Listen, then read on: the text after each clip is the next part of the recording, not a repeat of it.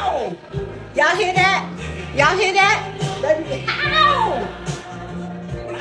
On a Monday afternoon in early July 2025, emergency crews were dispatched to a residence in the 2400 block of Christian Drive on the southeast side of San Antonio, Texas, after family members reported that longtime married couple Gina Craig-Byrd, 62, and Robert Charles Byrd, 64, had failed to open their business and could not be reached. Inside the home, officers from the San Antonio Police Department discovered both individuals with apparent gunshot wounds. Preliminary reports from the Bexar County Medical Examiner's Office identified Gina's wound as a homicide and Robert's as a suicide, prompting investigators to treat the incident as a suspected murder-suicide. The circumstances raised immediate questions about motive, timeline, and the events leading up to that moment, facts that remain central to understanding how a seemingly stable couple's life ended in tragedy. Every case starts with evidence and ends with truth. We examine facts, not theories, details, not drama. This is Sunday Crime, where investigations speak for themselves. Subscribe now and stay updated as we uncover the facts behind every case. Gina Craig-Byrd was a longtime resident of San Antonio.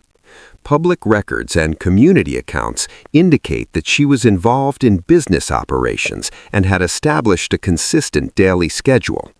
She maintained regular contact with family members and business associates, which contributed to the concern when she became unreachable. Robert Charles Byrd, her husband, lived at the same residence and was also connected to their shared business activities. The couple had been married for several years and were known to operate within predictable routines. There were no immediately reported disturbances at the residence in the days leading up to the discovery, according to initial neighbor statements. At the time of the welfare check, there was no sign of forced entry into the home. Doors and windows appeared intact, and there were no early indicators of a burglary or third-party intrusion. According to SAPD, a family member gained entry to the home before officers arrived and discovered one of the bodies. Police then conducted a protective sweep of the residence to ensure no additional individuals were present. A firearm was located inside the home.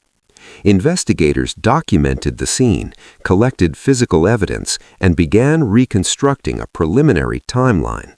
The positions of the bodies, the location of the weapon, and the absence of defensive injuries became central to the early assessment. The Bexar County Medical Examiner's Office later confirmed that both individuals died from gunshot wounds. Gina Craig-Byrd's death was classified as a homicide. Robert Charles Byrd's death was ruled as a suicide. Based on these findings, authorities publicly described the incident as a suspected murder-suicide. Investigators worked to determine when the shootings occurred. The couple had last been heard from within a window consistent with normal daily activity.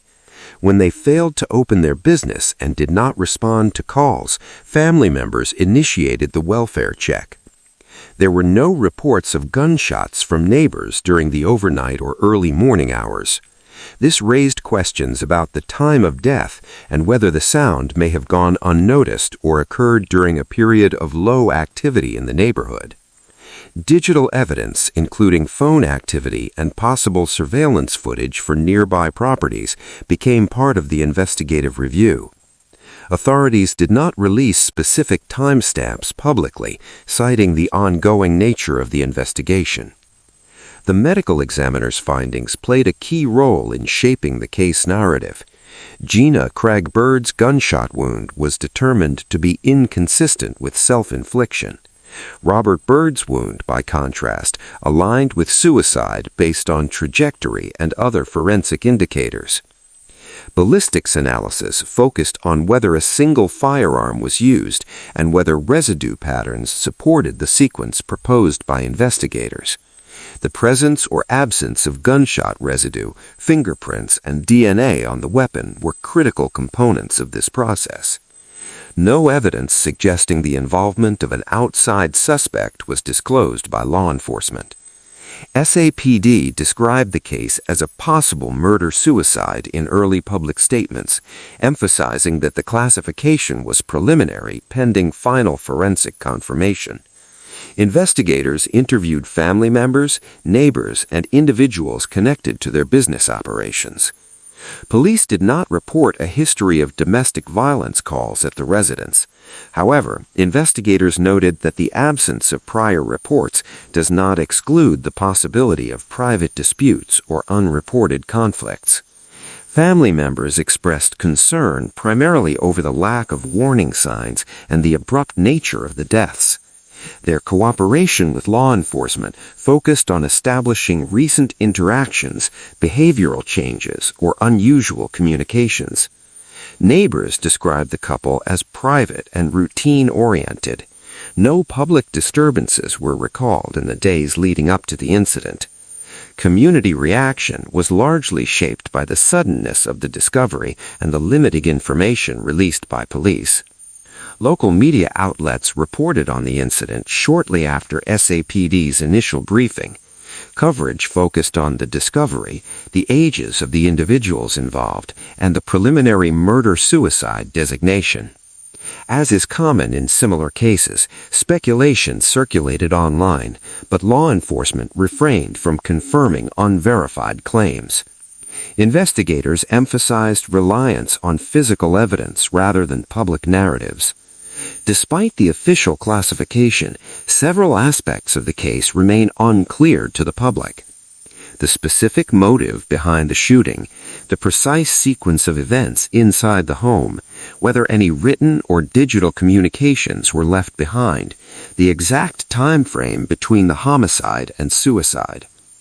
Because the primary suspect is deceased, the investigation is limited in scope and no criminal charges are expected.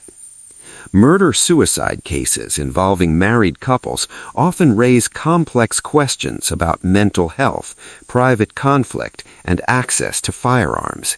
Law enforcement agencies typically face challenges in providing definitive answers due to the lack of surviving witnesses. In this case, investigators held heavily on forensic findings to reach their conclusion. The deaths of Gina Craig-Byrd and Robert Charles Byrd were determined by authorities to be the result of a homicide followed by suicide inside their home in San Antonio.